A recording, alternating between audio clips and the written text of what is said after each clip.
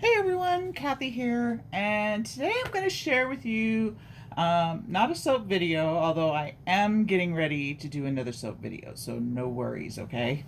I'm going to be doing pumpkin spice soap next, so I am getting all ready for that.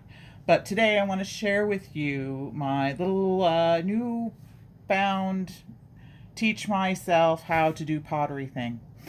If you've paid attention to any of my photos and such, you'll see that my granddaughter and I, Emma, she and I went and did a paint your own ceramics.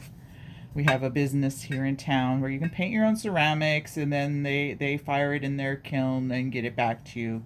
And so we had fun doing that. So this was my little Buddha that I did, and I think he turned out really good. Really cool. I have him sitting by a lucky bamboo plant upstairs. So that's what I painted. And then I signed up for a pottery class there. It's a very basic kind of pottery class. Nothing, I would say, too in depth. They kind of let you go at it yourself, building whatever you want by hand first, and then they give you a turn on the wheel, the pottery wheel.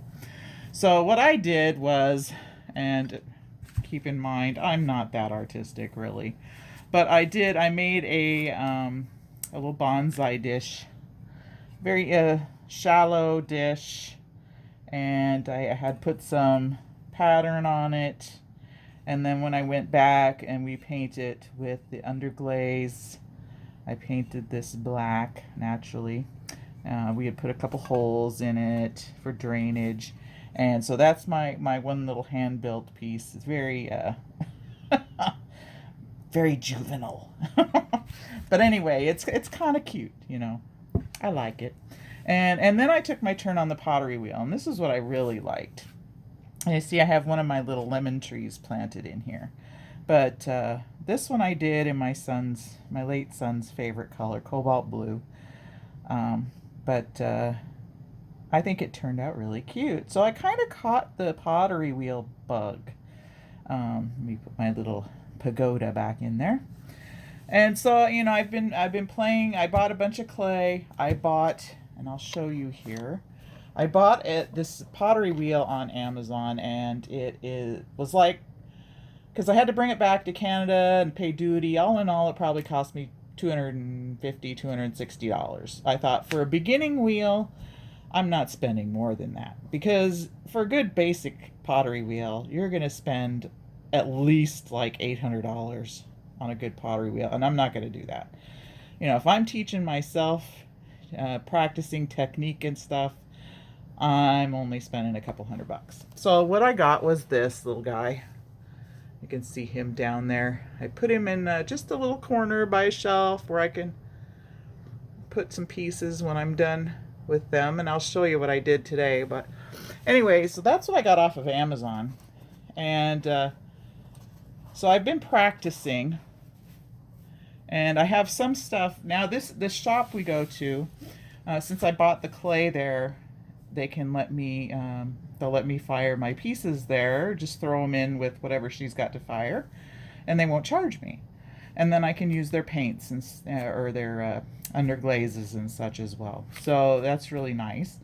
But the last time I went, I took some pieces in to have them bisque fired, and her kiln is on the fritz. So I have stuff that's been sitting on my shelf for here a couple weeks now, and then I have the stuff I just threw today, and it's not going to hurt it to sit on the shelf. But anyway, it gives me time to practice, shall I say. So with the same intention of outcome, I threw three different things. So this is my first one. I call it my squatty pot, and he didn't turn out that great, but it's still a cute little dish. Not what I had intended. So keep in mind, I'm teaching myself now. So anyway, it wasn't even at all. Blah blah blah. Anyway, I got it off. I put a little a little pattern on there and put my initial on. I put a little design on the side, and it's sitting there drying and just being happy. Then I threw this one, and I was getting closer to my intention. This one turned out pretty cool. I kind of like this one. It makes a nice little bowl, kind of a catch-all. You know, you could throw your change in there, car keys, whatever. So that one I kind of like, but it still was not my intended shape. This turned out to be my intended shape. You may think, Kathy, you've got that upside down. No, you could use it like this, but I want to make a garden bell.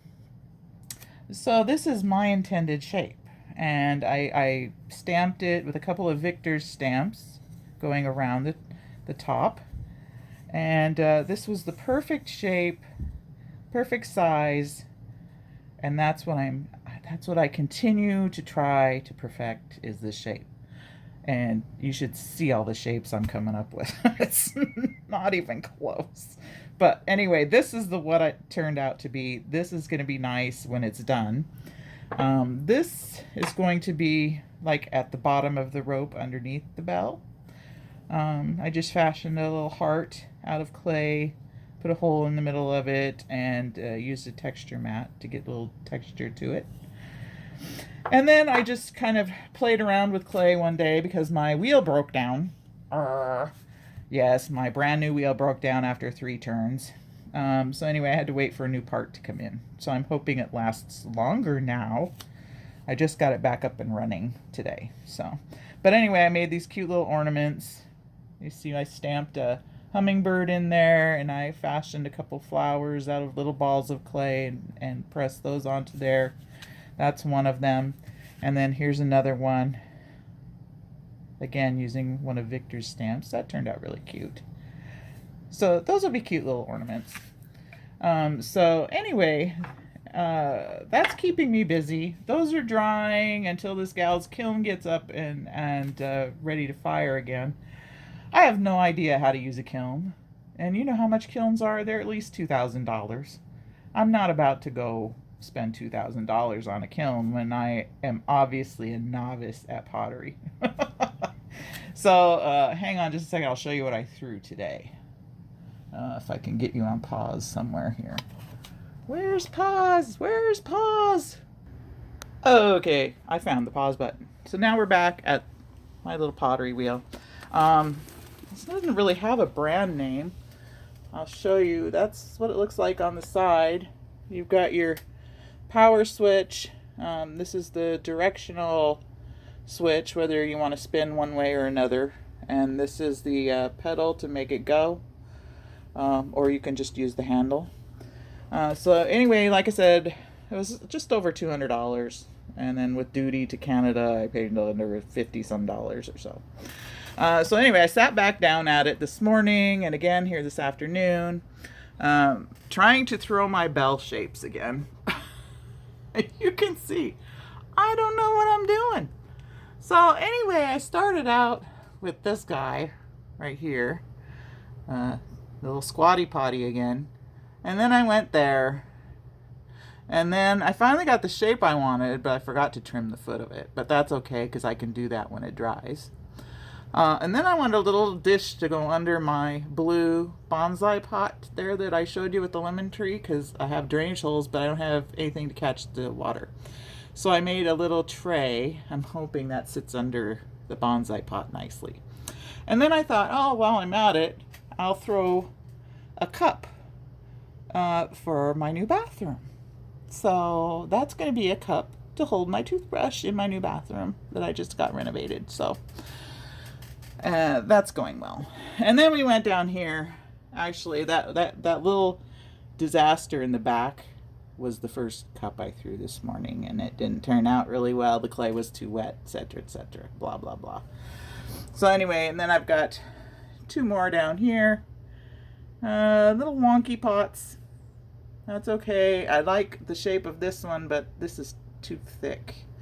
So I might trim that down a little when it sits overnight. I'm going to trim all this stuff up. But anyway, that's what's keeping me occupied here lately. Actually, well, not too much lately because I had to wait for this guy to get working again. But anyway, it's fun, and I wish there was a more in-depth class here where I live that would teach you more of the technique. But I've been YouTubing like crazy, and just that's all I can say is I watched, an hour or two of YouTube videos on pottery a day. So just trying to practice and have fun with it. It's not meant to be a moneymaker, obviously. So, but anyway, I thought I'd share it with you. If you're interested in, you know, picking up one of these just to have some fun with. They aren't too terribly expensive. So it's just you have to have somebody with a kiln to fire your pieces when you're done. So anyway, that's all I'm going to say about that. And I promise you I'll be getting a pumpkin spice soap out soon, probably this week. And anyway, I wish I was good enough to throw something like that together. But I have trouble with stick people. So anyway, thanks for popping in and seeing what I've been up to lately. And we'll catch you later this week on a soap making video. Look out for pumpkin spice. Fall is coming. Thanks again, everyone, and we'll catch you on my next video. Bye for now.